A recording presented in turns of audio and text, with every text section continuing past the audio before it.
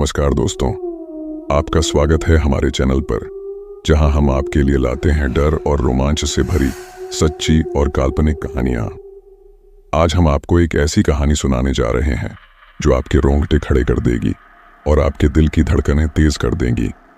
तो तैयार हो जाइए, क्योंकि अब आप सुनने जा रहे हैं एक डरावनी कहानी जो आपको रात भर सोने नहीं देगी। अगर आपको हमारी कहानियां पसंद आए तो कृपया हमारे चैनल को सब्सक्राइब करें, ताकि आपको हमारी हर नई कहानी की नोटिफिकेशन सबसे पहले मिले। साथ ही हमारे वीडियोस को अपने दोस्तों के साथ शेयर करना न भूलें, ताकि वो भी इस डर और रोमांच का आनंद ले सकें। आपके सपोर्ट से ही हम और भी बेहतर कंटेंट ला पाएंगे। धन्यवाद। आइए इस खौफनाक सफर की शुरुआत करते हैं। नीता अपने कॉलेज की परीक्षा समाप्त होने के बाद अपने गांव जाने की सोच रही थी। उसके गांव जाने के लिए केवल एक ही ट्रेन थी और उसने 2 महीने पहले ही टिकट के लिए आवेदन दे दिया था, लेकिन उसके टिकट का स्टेटस अभी भी वेटिंग लिस्ट में ही था। अगले दिन उसका सफर शुरू होने वाला था, जिसके लिए उसने कुछ खाने पीने की सामग्री और रास्ते में पढ़ने के लिए एक नॉवल खरीदा, जिसका नाम था ट्रेन का भूत। दरअसल नीता को भूतिया कहानी पढ़ने में बहुत दिलचस्पी थी। वह अक्सर इसी तरह की बातें किया करती थी, इसलिए ज्यादातर विद्यार्थी नीता से बात करना पसंद नहीं करते थे। नीता को भी अकेले रहना पसंद था, इसलिए किसी के बात करने या न करने से उसे कोई खास फर्क नहीं पड़ता था। दूसरे दिन नीता रेलवे स्टेशन पहुंच जाती है, लेकिन उसकी वेटिंग लिस्ट अभी तक क्लियर नहीं हुई होती है। नीता सीट न मिलने से परेशान हो जाती है और सीट के इंतजाम के लिए टिकट चेकर की तलाश करने लगती है। काफी देर इंतजार करने के बाद जब कोई नहीं आता तो नीता किसी की भी सीट पर बैठ जाती है और अपना नॉवल निकालकर पढ़ने लगती है। ट्रेन में यात्रियों का आना जाना चलता रहता है, लेकिन नीता भूतिया किताब में पूरी तरह से खो चुकी होती है। किताब पढ़ते पढ़ते नीता को 2 घंटे गुजर जाते हैं। तभी ट्रेन में टिकट चेकर आता है और वह नीता से उसकी टिकट मांगता है। नीता अपनी टिकट दे देती है, लेकिन नीता का टिकट वेटिंग लिस्ट होता है। यह देखकर टिकट चेकर नीता से कहता है, क्या तुम सारी रात ऐसे ही बैठे बैठे सफर करोगी? तभी नीता कहती है, नहीं सर, 33 नंबर की बर्थ खाली होने वाली है और सुबह तक उसमें कोई नहीं आएगा। मैं उसी बर्थ पर सो जाऊंगी। नीता की बात सुनकर टिकट चेकर को ताज्जुब होता है, क्योंकि यह जानकारी तो गुप्त है।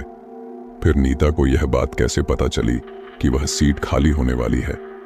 टिकट चेकर सोच में ही पड़ा होता है कि अचानक नीता कहती है, सिर्फ 1200 रुपये के लिए किसी की जान लेना अच्छी बात नहीं है सर। यह बात सुनते ही टिकट चेकर के चेहरे का रंग बदल जाता है। वह नीता की बात को अनसुना करके आगे की बर्थ में निकल जाता है।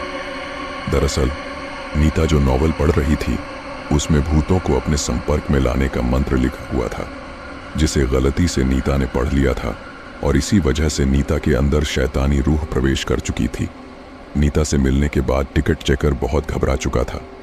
दरअसल 15 दिनों पहले गलती से एक आदमी ट्रेन से गिरकर मर गया था, जिसकी वजह यही टिकट चेकर था, लेकिन यह सिर्फ एक हादसा था। टिकट चेकर अपनी सीट पर बैठा ही होता है कि अचानक नीता बगल में आकर बैठ जाती है। नीता का चेहरा पहले से कुछ डरावना लग रहा था। उसके बाल बिखरे हुए थे और आंखों में काजल फैल चुका था।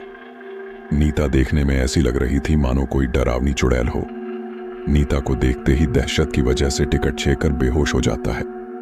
कुछ देर बाद जैसे ही टिकट चेकर को होश आता है, तो वह रस्सी के सहारे बाहर लटका हुआ जोर से चीख रहा होता है।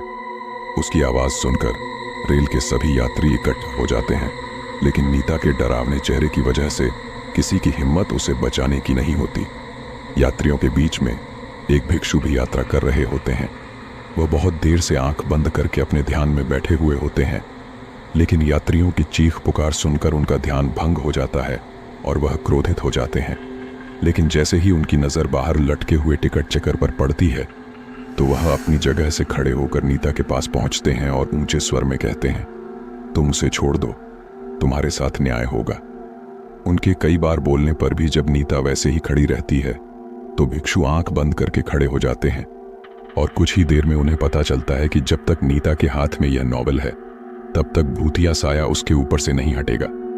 भिक्षु अपनी बुद्धिमत्ता से नीता के हाथ से नॉवल छीन लेते हैं और उसे ट्रेन से बाहर फेंक देते हैं। नॉवल का संपर्क जैसे ही नीता से दूर होता है तो वह बेसुध होकर ट्रेन के अंदर गिर जाती है।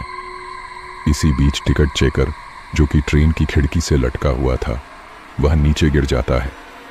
इत्तेफाक से उसकी जान बच जाती है, लेकिन उसे जबरदस्त शारीरिक क्षति पहुंचती है। भिक्षु नीता को अपने काबू में करते हुए रेल से नीचे उतार लेते हैं और उसे उपचार हेतु अस्पताल पहुंचा देते हैं।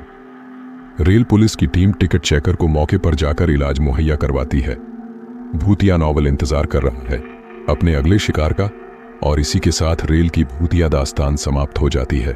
अगर आपको यह कहानी पसंद आई हो तो कृपया हमारे चैनल को लाइक करें, कमेंट करें और सब्सक्राइब करना ना भूलें। आपकी सपोर्ट हमें और भी भयानक और रोमांचक कहानियां लाने के लिए प्रेरित करती है। हमें कमेंट्स में बताएं कि आपको कौन सी कहानी सबसे ज्यादा डरावनी लगी और आप किस तरह की कहानियां और देखना चाहते हैं। इस चैनल पर हॉरर पॉडकास्ट प्लेलिस्ट बनी हुई है जिसमें काफी अच्छी और डरावनी कहानियां हैं। उन्हें जरूर सुनें, और नहीं तो आप YouTube पर सर्च भी कर सकते हैं horror podcast by Unrevealed Fear. धन्यवाद।